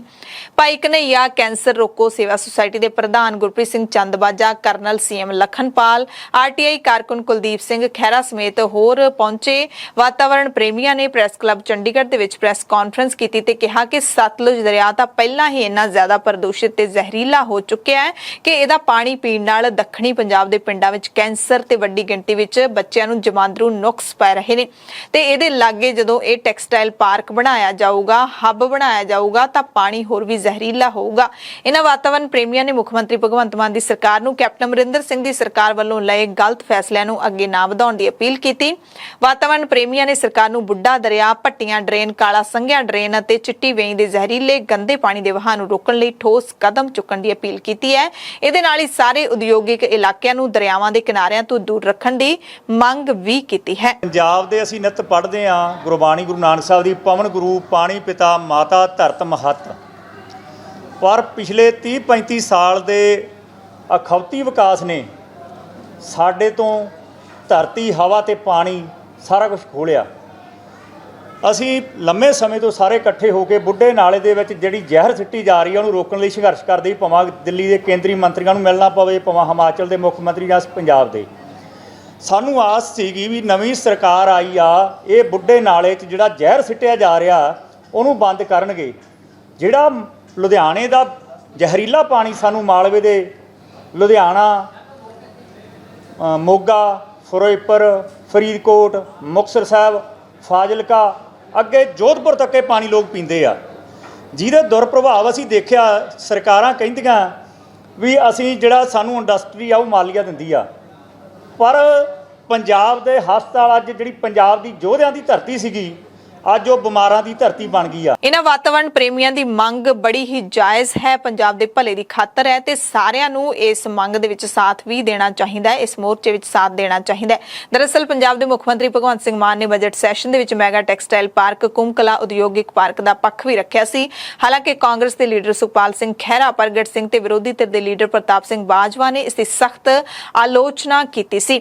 2 ਸਾਲ ਪਹਿਲਾਂ ਕੈਪਟਨ ਅਮਰਿੰਦਰ ਸਿੰਘ ਦੀ ਜਦੋਂ ਸਰਕਾਰ ਹੁੰਦੀ ਸੀ ਤਾਂ ਉਸ ਸਰਕਾਰ ਨੇ ਸਤਲੁਜ ਦਰਿਆ ਦੇ ਕੰਢੇ ਲੁਧਿਆਣਾ ਦੇ ਮੱਤੇਵਾੜਾ ਜੰਗਲ ਦੇ ਨੇੜੇ ਇਹ ਉਦਯੋਗਿਕ ਪਾਰਕ ਸਥਾਪਿਤ ਕਰਨ ਦਾ ਐਲਾਨ ਕੀਤਾ ਸੀ। ਜ਼ਾਹਿਰ ਤੌਰ ਤੇ ਇਹ ਪਾਰਕ ਜੇ ਇੱਥੇ ਬਣੂਗਾ ਤਾਂ ਇਸ ਦਾ ਵੇਸਟ ਸਤਲੁਜ ਦੇ ਵਿੱਚ ਜਾ ਕੇ ਪਾਣੀ ਨੂੰ ਗੰਦਾ ਕਰੂਗਾ ਤੇ ਇਹਦੀਆਂ ਜਿਹੜੀਆਂ ਫੈਕਟਰੀਆਂ ਹੋਣਗੀਆਂ, ਪਾਰਕ ਦੇ ਵਿੱਚ ਉਦਯੋਗ ਜਿਹੜਾ ਲੱਗੂਗਾ, ਉਸ ਦਾ ਧੂਆਂ ਜੰਗਲ ਦੇ ਵਿੱਚ ਰਹਿੰਦੇ ਪੰਛੀਆਂ ਦੀ ਜਾਣ ਦਾ ਕਾਰਨ ਬਣੂਗਾ। ਕਿਸਾਨਾਂ ਦੀ ਆਰਥਿਕ ਮਦਦ ਦੇ ਲਈ ਹਰ ਸਾਲ 6000 ਰੁਪਏ ਦੀ ਮਦਦ ਦੇਣ ਦੇ ਲਈ ਸਨਮਾਨ ਨਿਧੀ ਯੋਜਨਾ ਨੂੰ ਲੈ ਕੇ ਕੇਂਦਰ ਸਰਕਾਰ ਨੇ ਹੁਣ ਇੱਕ ਵੱਡਾ ਫੈਸਲਾ ਲਿਆ ਹੈ। ਸਰਕਾਰ ਨੇ 11ਵੀਂ ਕਿਸ਼ਤ ਤਾਂ 30 ਜੂਨ ਨੂੰ ਜਾਰੀ ਕਰ ਦਿੱਤੀ, ਪਰ ਕੁਝ ਕਿਸਾਨਾਂ ਦੇ ਖਾਤਿਆਂ ਦੇ ਵਿੱਚ ਇਹ ਰਕਮ ਨਹੀਂ ਪਹੁੰਚੀ, ਬਲਕਿ ਇੱਕ ਨੋਟਿਸ ਪਹੁੰਚ ਗਿਆ। ਰਿਪੋਰਟ ਦੇ ਮੁਤਾਬਿਕ ਕੁਝ ਲੋਕ ਕਿਸਾਨ ਸਨਮਾਨ ਨਿਧੀ ਦੀ ਗਲਤ ਵਰਤੋਂ ਕਰ ਰਹੇ ਨੇ, ਜਿਨ੍ਹਾਂ ਦੇ ਖਿਲਾਫ ਸਰਕਾਰ ਹੁਣ ਸਖਤ ਹੋ ਗਈ ਹੈ। ਲੋਕਾਂ ਨੇ, ਜਿਹੜੇ ਕਿਸਾਨਾਂ ਨੇ ਇਸ ਯੋਜਨਾ ਦਾ ਗਲਤ ਲਾਭ ਚੁੱਕਿਆ ਹੈ, ਉਹਨਾਂ ਨੂੰ ਨੋਟਿਸ ਭੇਜੇ ਜਾ ਰਹੇ ਨੇ। ਪੁਰਾਣੀ ਕਿਸ਼ਤ ਉਹਨਾਂ ਤੋਂ ਵਾਪਸ ਕਰਵਾਈ ਜਾਊਗੀ ਹੀ ਜਿਹੜੇ ਪੈਸਾ ਨਹੀਂ ਮੋੜਨਗੇ ਉਹਨਾਂ ਖਿਲਾਫ ਸਖਤ ਕਾਰਵਾਈ ਦੀ ਚੇਤਾਵਨੀ ਵੀ ਦਿੱਤੀ ਗਈ ਹੈ। ਤੇ ਹੁਣ ਕਿਹੜੇ ਕਿਸਾਨਾਂ ਦੇ ਖਿਲਾਫ ਕਾਰਵਾਈ ਹੋ ਸਕਦੀ ਹੈ, ਹੋਣੀ ਹੈ, ਉਹ ਆਨਲਾਈਨ ਚੈੱਕ ਵੀ ਕਰ ਸਕਦੇ ਨੇ। PM ਕਿਸਾਨ ਪੋਰਟਲ ਜਿਹੜਾ ਬਣਿਆ ਹੋਇਆ ਉਹ ਤੇ ਜਾ ਕੇ ਤੁਹਾਨੂੰ ਫਾਰਮ ਕਾਰਨਰ ਦਾ ਆਪਸ਼ਨ ਦਿਖਾਈ ਦੇਊਗਾ। ਇਸ ਫਾਰਮ ਤੇ ਤੁਸੀਂ ਕਲਿੱਕ ਕਰਨ ਤੋਂ ਬਾਅਦ ਆਪਣਾ 12 ਨੰਬਰ ਦਾ ਆਧਾਰ ਨੰਬਰ ਜਾਂ ਫਿਰ ਫੋਨ ਨੰਬਰ ਜਦੋਂ ਦਰਜ ਕਰੋਗੇ, ਜੇ ਤਾਂ ਲਿਖਿਆ ਆਊਗਾ ਕਿ you are not eligible for any refund amount, ਤਾਂ ਇਹਦਾ ਮਤਲਬ ਹੋਊਗਾ ਕਿ ਤੁਹਾਨੂੰ ਪੁਰਾਣੀ ਕਿਸ਼ਤ ਵਾਪਸ ਨਹੀਂ ਕਰਨੀ ਪਊਗੀ। ਜੇ ਤੁਹਾਨੂੰ ਰਿਫੰਡ ਦਿਖਾਈ ਦਿੰਦਾ ਹੈ ਤਾਂ ਤੁਹਾਨੂੰ ਸਾਰੀ ਕਿਸ਼ਤ ਵਾਪਸ ਕਰਨੀ ਪਊਗੀ ਤੇ ਤੁਹਾਨੂੰ ਛੇਤੀ ਹੀ ਪੈਸਾ ਵਾਪਸ ਕਰਨ ਦਾ ਨੋਟਿਸ ਵੀ ਆਊਗਾ। ਚੰਡੀਗੜ੍ਹ ਤੋਂ ਖਬਰ ਹੈ ਜਿੱਥੇ ਸੈਕਟਰ 16 ਦੇ ਹਸਪਤਾਲ ਦੇ ਵਿੱਚ ਜ਼ਬਰਦਸਤ ਹੰਗਾਮਾ ਹੋਇਆ ਹੈ। ਪ੍ਰਦਰਸ਼ਨ ਕਰ ਰਹੇ ਲੋਕਾਂ ਦੀ ਪੁਲਿਸ ਦੇ ਨਾਲ ਵੀ ਝੜਪ ਹੋਈ। ਭੜਕੇ ਲੋਕਾਂ ਨੇ ਐਮਰਜੈਂਸੀ ਵਾਰਡ ਦੇ ਸ਼ੀਸ਼ੇ ਤੋੜ ਦਿੱਤੇ। ਹਸਪਤਾਲ ਪ੍ਰਸ਼ਾਸਨ ਤੇ ਇਹਨਾਂ ਲੋਕਾਂ ਨੇ ਗੰਭੀਰ ਇਲਜ਼ਾਮ ਲਾਏ ਨੇ ਕਿ 3 ਦਿਨਾਂ ਤੋਂ ਹਸਪਤਾਲ ਨੇ ਇੱਕ ਵਿਅਕਤੀ ਦੀ ਲਾਸ਼ ਨਹੀਂ ਸੌਂਪੀ ਹੈ ਜਿਸ ਦੀ ਹਸਪਤਾਲ 'ਚ ਇਲਾਜ ਦੌਰਾਨ ਮੌਤ ਹੋਈ ਸੀ। ਮੋਹਾਲੀ ਜ਼ਿਲ੍ਹੇ ਦੇ ਵਿੱਚ ਪੰਜਾਬ ਪੁਲਿਸ ਨੇ ਛਾਪੇਮਾਰੀ ਕੀਤੀ। ਅਮਾਇਰਾ ਗ੍ਰੀਨ ਸੁਸਾਇਟੀ ਦੇ ਵਿੱਚ ਛਾਪੇਮਾਰੀ ਕਰਕੇ ਕਈ ਵਾਹਨ ਪੁਲਿਸ ਨੇ ਬਰਾਮਦ ਕੀਤੇ ਨੇ ਤੇ ਕਈ ਸ਼ੱਕੀ ਵਿਅਕਤੀਆਂ ਨੂੰ ਹਿਰਾਸਤ ਵਿੱਚ ਵੀ ਲਿਆ ਹੈ। ਹਾਲਾਂਕਿ ਖਬਰ ਪੜ੍ਹੇ ਜਾਣ ਤੱਕ ਸਾਫ਼ ਨਹੀਂ ਹੋ ਸਕਿਆ ਕਿ ਛਾਪੇਮਾਰੀ ਕਿਉਂ ਕੀਤੀ ਗਈ, ਕਿਹੜੇ ਮਾਮਲੇ ਦੇ ਵਿੱਚ ਕੀਤੀ ਗਈ ਹੈ। ਲੁਧਿਆਣਾ ਪੁਲਿਸ ਨੇ ਗੈਂਗਸਟਰ ਸੁੱਖਾ ਦੁੰਨੇਕੇ ਦੇ ਰੰਗਦਾਰੀ ਮੰਗਣ ਵਾਲੇ ਗਿਰੋਹ ਦਾ ਪਰਦਾਫਾਸ਼ ਕੀਤਾ ਹੈ। ਮਾਮਲੇ ਦੇ ਵਿੱਚ ਪੁਲਿਸ ਨੇ 7 ਮੁਲਜ਼ਮਾਂ ਨੂੰ ਕਾਬੂ ਕੀਤਾ ਹੈ। ਪੁਲਿਸ ਨੇ 4 ਪਿਸਤੌਲਾਂ ਸਣੇ ਕਾਰਤੂਸ ਵੀ ਬਰਾਮਦ ਕੀਤੇ ਨੇ। ਉਦਯੋਗਪਤੀ ਸੁਭਾਸ਼ ਅਰੋੜਾ ਤੋਂ 3 ਕਰੋੜ ਰੁਪਏ ਦੀ ਗੈਂਗਸਟਰਾਂ ਨੇ ਫਿਰੌਤੀ ਮੰਗੀ ਸੀ। 15 ਤਰੀਕ ਨੂੰ ਸੁਭਾਸ਼ ਅਰੋੜਾ ਤੇ ਫਾਇਰਿੰਗ ਵੀ ਹੋਈ ਸੀ ਤੇ ਪੁਲਿਸ ਨੇ ਫਾਇਰਿੰਗ ਕਰਨ ਵਾਲਿਆਂ ਸਮੇਤ 7 ਨੂੰ ਗ੍ਰਿਫਤਾਰ ਕੀਤਾ ਹੈ।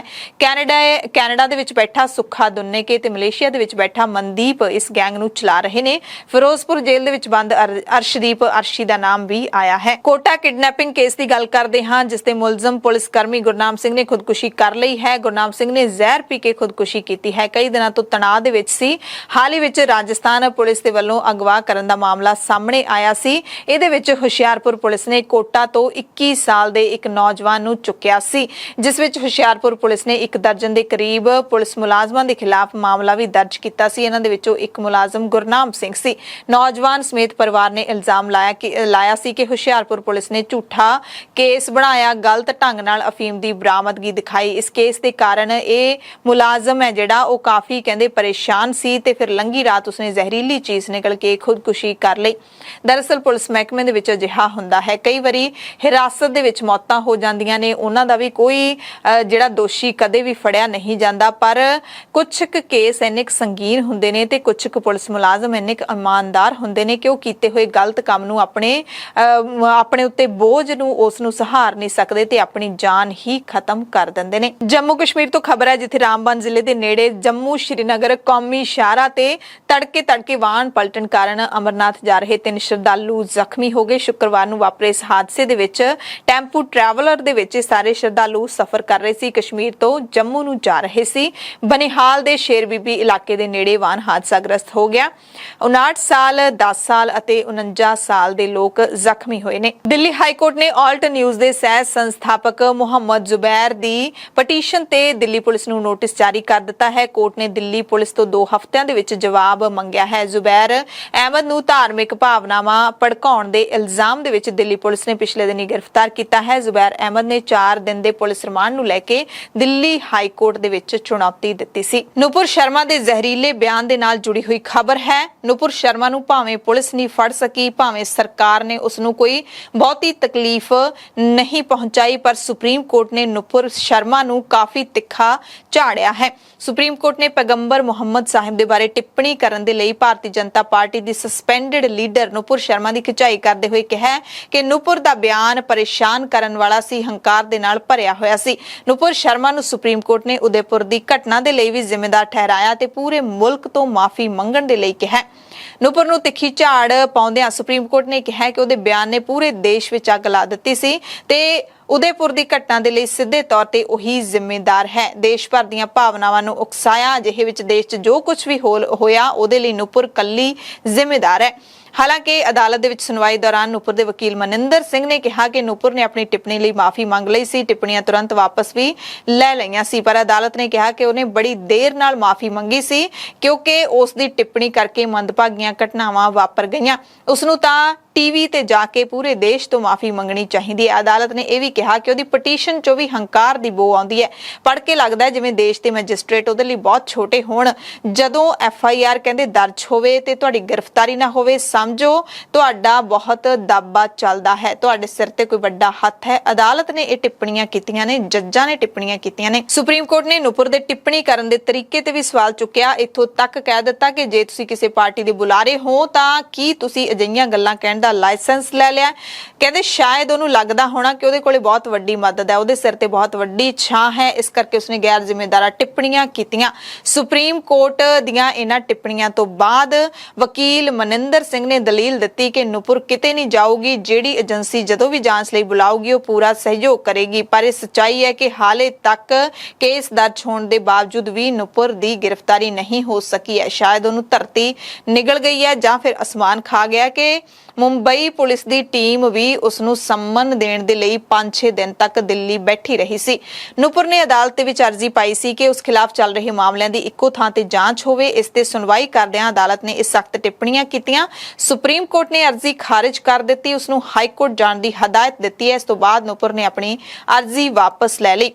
ਬੀਜੇਪੀ ਦੀ ਹੁਣ ਸਸਪੈਂਡ ਹੋ ਚੁੱਕੀ ਕੌਮੀ ਬੁਲਾਰਾ ਨੂਪੁਰ ਸ਼ਰਮਾ ਨੇ 26 ਮਈ ਨੂੰ ਇੱਕ ਟੀਵੀ ਸ਼ੋਅ ਤੇ ਪੈਗੰਬਰ ਮੁਹੰਮਦ ਦੇ ਖਿਲਾਫ ਜਿਹੜੀ ਟਿੱਪਣੀ ਕੀਤੀ ਸੀ, ਉਸਦੇ ਵਾਇਰਲ ਹੋਣ ਤੋਂ ਬਾਅਦ ਕਈ ਮੁਲਕਾਂ ਨੇ ਸਖਤ ਪ੍ਰਤੀਕਿਰਿਆ ਦਿੱਤੀ ਸੀ। Qatar, Saudi Arab, Kuwait, Bahrain, ਸੰਯੁਕਤ ਅਰਬ ਅਮੀਰਾਤ ਸਣੇ ਕਈ ਮੁਲਕਾਂ ਨੇ ਤਲਖ ਸ਼ਬਦਾਂ ਦੇ ਵਿੱਚ ਆਪਣੀ ਨਾਰਾਜ਼ਗੀ ਜ਼ਾਹਿਰ ਕੀਤੀ ਸੀ। ਭਾਰਤੀ ਰਾਜਦੂਤਾਂ ਨੂੰ ਵੀ ਕਈ ਮੁਲਕਾਂ ਨੇ ਤਲਬ ਕੀਤਾ ਤੇ ਭਾਰਤੀ ਸਮਾਨ ਦਾ ਵੀ ਬਾਈਕਾਟ ਕੀਤਾ ਸੀ। ਅਰਜ਼ੀ ਤੇ ਜਦੋਂ ਸੁਣਵਾਈ ਹੋ ਰਹੀ ਸੀ ਤਾਂ ਸੁਪਰੀਮ ਕੋਰਟ ਨੇ ਮੀਡੀਆ ਦੇ ਕੰਮ ਕਰਨ ਦੇ ਤਰੀਕੇ ਤੇ ਵੀ ਸਵਾਲ ਚੁੱਕੇ। ਅਦਾਲਤ ਨੇ ਜਾਣਨਾ ਚਾਹਿਆ ਕਿ ਟੀਵੀ ਚੈਨਲ ਦਾ ਏਜੰਡਾ ਚਲਾਉਣ ਤੋਂ ਇਲਾਵਾ ਇਸ ਮਾਮਲੇ ਤੇ ਚਰਚਾ ਕਰਨ ਦਾ ਕੀ ਮਤਲਬ ਬਣਦਾ ਹੈ, ਜਿਹੜਾ ਕਿ ਵਿਚਾਰ ਅਧੀਨ ਹੈ ਅਦਾਲਤ ਦੇ ਵਿੱਚ। ਉਸ ਦੇ ਉੱਤੇ ਟੀਵੀ ਚੈਨਲ ਕਿਵੇਂ ਚਰਚਾ ਕਰ ਸਕਦੇ ਨੇ ਤੇ ਕਰ ਰਹੇ ਨੇ। ਨੂਪੁਰ ਇੱਕ 37 ਸਾਲ ਦੀ ਵਕੀਲ ਹੈ, ਬੀਜੇਪੀ ਦੀ ਅਧਿਕਾਰਿਤ ਬੁਲਾਰਾ ਸੀ। ਪ੍ਰਧਾਨ ਮੰਤਰੀ ਨਰਿੰਦਰ ਮੋਦੀ ਦੀ ਸਰਕਾਰ ਦੀ ਨੁਮਾਇੰਦਗੀ ਕਰਨ ਤੇ ਬਚਾਅ ਕਰਨ ਦੇ ਲਈ ਇਹ ਕਈ ਟੀਵੀ ਬਹਿਸਾਂ ਦੇ ਵਿੱਚ ਆਮ ਹੀ ਦਿਖਾਈ ਦਿੰਦੀ ਸੀ। ਪਰ ਇਸ ਟਿੱਪਣੀ ਤੋਂ ਬਾਅਦ ਬੀਜੇਪੀ ਨੇ ਭਾਵੇਂ ਉਸ ਨੂੰ ਆਪਣੀ ਪਾਰਟੀ ਚੋਂ ਸਸਪੈਂਡ ਕਰ ਦਿੱਤਾ ਹੈ, ਪਰ ਪੁਲਿਸ ਹਾਲੇ ਤੱਕ ਉਸ ਨੂੰ ਗ੍ਰਿਫਤਾਰ ਨਹੀਂ ਕਰ ਸਕੀ। ਇਸੇ ਕਰਕੇ ਸ਼ਾਇਦ ਸੁਪਰੀਮ ਕੋਰਟ ਨੂੰ ਇਹ ਤਲਖ ਟਿੱਪਣੀਆਂ ਕਰਨੀਆਂ ਪਈਆਂ ਨੇ। ਨੂਪੁਰ ਸ਼ਰਮਾ ਨੂੰ ਅਦਾਲਤ ਤੋਂ ਪਈ ਤਿੱਖੀ ਝਾੜ ਤੋਂ ਬਾਅਦ AIMIM ਦੇ ਮੁਖੀ ਅਤੇ ਹੈਦਰਾਬਾਦ ਤੋਂ ਲੋਕ ਸਭਾ ਦੇ ਸਾਂਸਦ ਅਸਾਉਦੀਨ ਓਵੈਸੀ ਨੇ ਉਸ ਨੂੰ ਗ੍ਰਿਫਤਾਰ ਕਰਨ ਦੀ ਮੰਗ ਕੀਤੀ ਹੈ। ਹਾਲੇ ਤੱਕ ਉਸ ਦੀ ਗ੍ਰਿਫਤਾਰੀ ਕਿਉਂ ਨਹੀਂ ਹੋਈ ਹੈ, ਇਹ ਉਹਨਾਂ ਨੇ ਸਵਾਲ ਵੀ ਪੁੱਛੇ ਨੇ। ਜਦਕਿ ਪਿਛਲੇ ਦਿਨਾਂ ਦੀ ਆਪਾਂ ਗੱਲ ਕਰ ਲਈਏ ਤਾਂ ਆਲਟ ਨਿਊਜ਼ ਦੇ ਪੱਤਰਕਾਰ ਨੂੰ ਪਿਛਲੇ 4 ਸਾਲ ਪਹਿਲਾਂ ਟਵਿੱਟਰ ਦੇ ਉੱਤੇ ਕੀਤੇ ਇੱਕ ਟਵੀਟ ਦੇ ਜ਼ਰੀਏ ਟਵੀਟ ਦੇ ਕਾਰਨ ਗ੍ਰਿਫਤਾਰ ਵੀ ਕਰ ਲਿਆ ਗਿਆ ਸੀ। ਸੁਪਰੀਮ ਕੋਰਟ ਦੀ ਇਸ ਟਿੱਪਣੀ ਤੋਂ ਬਾਅਦ ਕਾਂਗਰਸ ਨੇ ਬੀਜੇਪੀ ਤੇ ਨਿਸ਼ਾਨਾ ਸਾਧਿਆ। ਕਾਂਗਰਸ ਨੇ ਲਿਖਿਆ ਕਿ ਬੀਜੇਪੀ ਦੀ ਪਾਲੀ ਪੋਸੀ ਨਫ਼ਰਤ ਅੱਜ ਦੇਸ਼ ਨੂੰ ਨਿਗਲਣ ਦੇ ਲਈ ਪੂਰੀ ਤਰ੍ਹਾਂ ਦੇ ਨਾਲ ਵਿਆਕੁਲ ਹੈ। ਨੂਪੁਰ ਸ਼ਰਮਾ ਦੇ ਮਾਮਲੇ ਦੇ ਵਿੱਚ ਸੁਪਰੀਮ ਕੋਰਟ ਦੀ ਟਿੱਪਣੀ ਕਿਤੇ ਨਾ ਕਿਤੇ ਗ੍ਰਹਿ ਮੰਤਰੀ ਦੀ ਨਾਕਾਮੀ ਨੂੰ ਦਰਸਾਉਂਦੀ ਹੈ। ਮਹਾਰਾਸ਼ਟਰ ਸੰਕਟ ਦੀ ਗੱਲ ਕਰ ਲਈਏ ਤਾਂ ਇੱਥੇ ਸ਼ਿਵ ਸੈਨਾ ਦੇ ਚੀਫ ਵਿਪ ਨੇ ਮਹਾਰਾਸ਼ਟਰ ਦੇ ਮੁੱਖ ਮੰਤਰੀ ਏਕਨਾਥ ਸ਼ਿੰਦੇ ਅਤੇ ਉਹਨਾਂ ਦੇ 15 ਵਿਧਾਇਕਾਂ ਨੂੰ ਵਿਧਾਨ ਸਭਾ ਚੋਂ ਮੁਅੱਤਲ ਕਰਨ ਦੀ ਅਪੀਲ ਕਰਦੇ ਹੋਏ ਸੁਪਰੀਮ ਕੋਰਟ ਦਾ ਰੁਖ ਕੀਤਾ ਹੈ, ਜਿਨ੍ਹਾਂ ਖਿਲਾਫ ਅਯੋਗਤਾ ਪਟੀਸ਼ਨਾਂ ਪੈਂਡਿੰਗ ਨੇ।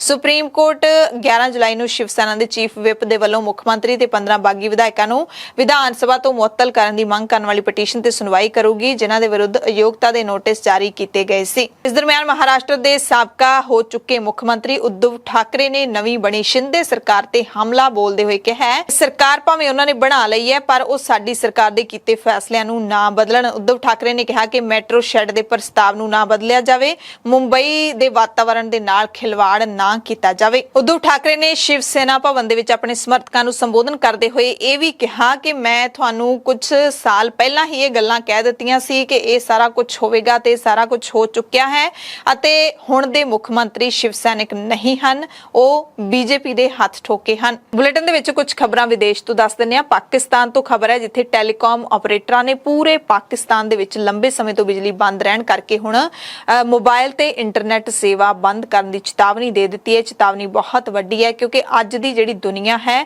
ਉਹ ਮੋਬਾਈਲ ਅਤੇ ਇੰਟਰਨੈਟ ਤੋਂ ਬਿਨਾਂ ਚੱਲਦੀ ਹੀ ਨਹੀਂ ਹੈ ਤੇ ਜੇ ਮੋਬਾਈਲ ਦਾ ਇੰਟਰਨੈਟ ਤੇ ਬਾਕੀ ਹਰ ਤਰ੍ਹਾਂ ਦਾ ਇੰਟਰਨੈਟ ਬੰਦ ਹੋ ਜਾਏਗਾ ਤਾਂ ਦੇਸ਼ ਕੰਮ ਕਿਵੇਂ ਕਰੂਗਾ, ਆਰਥਿਕਤਾ ਅੱਗੇ ਕਿਵੇਂ ਰੁੜੂਗੀ, ਇਹ ਸਭ ਤੋਂ ਵੱਡੀ ਚਿੰਤਾ ਦੀ ਗੱਲ ਹੈ।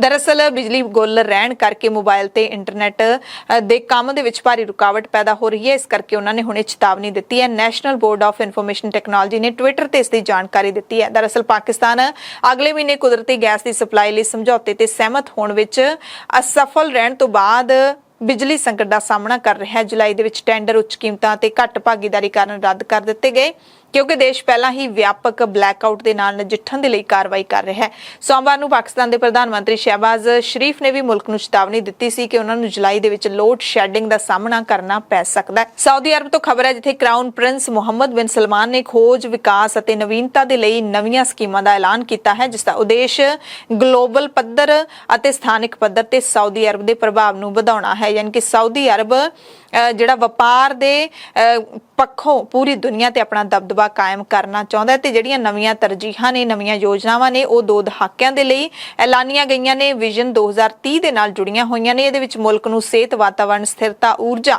ਅਤੇ ਉਦਯੋਗ ਦੇ ਵਿੱਚ ਅੱਗੇ ਲਿਜਾਉਣਾ ਸ਼ਾਮਿਲ ਹੈ, ਨਿਵੇਸ਼ ਵਧਾਉਣਾ ਸ਼ਾਮਿਲ ਹੈ। ਇਹਨਾਂ ਟੀਚਿਆਂ ਤੱਕ ਪਹੁੰਚਣ ਦੇ ਲਈ ਖੋਜ, ਵਿਕਾਸ ਤੇ ਨਵੀਨਤਾ ਖੇਤਰਾਂ ਦੇ ਵਿੱਚ ਪੁਨਰਗਠਨ ਕੀਤਾ ਗਿਆ ਹੈ। ਕਰਾਊਨ ਪ੍ਰਿੰਸ ਦੀ ਅਗਵਾਈ ਦੇ ਵਿੱਚ ਇੱਕ ਉੱਚ ਕਮੇਟੀ ਦਾ ਗਠਨ ਵੀ ਕੀਤਾ ਗਿਆ ਹੈ ਤੇ ਇਹਦੇ ਨਾਲ ਹੁਣ ਮੁਲਕ ਦੇ ਵਿੱਚ ਹਰ ਖੇਤਰ ਦੇ ਵਿੱਚ ਰੁਜ਼ਗਾਰ ਦੀਆਂ ਸੰਭਾਵਨਾਵਾਂ ਵਧਣਗੀਆਂ। ਸਾਊਦੀ ਅਰਬ ਦੇ ਵਿੱਚ ਰੁਜ਼ਗਾਰ ਹੁਣ ਵਧੇਗਾ। ਵਿਗਿਆਨ ਦੇ ਖੇਤਰ ਵਿੱਚ, ਟੈਕਨੋਲੋਜੀ ਦੇ ਖੇਤਰ ਵਿੱਚ ਅਤੇ ਹੋਰ ਕਈ ਖੇਤਰਾਂ ਦੇ ਵਿੱਚ ਨੌਜਵਾਨਾਂ ਨੂੰ ਰੁਜ਼ਗਾਰ ਮਿਲੇਗਾ।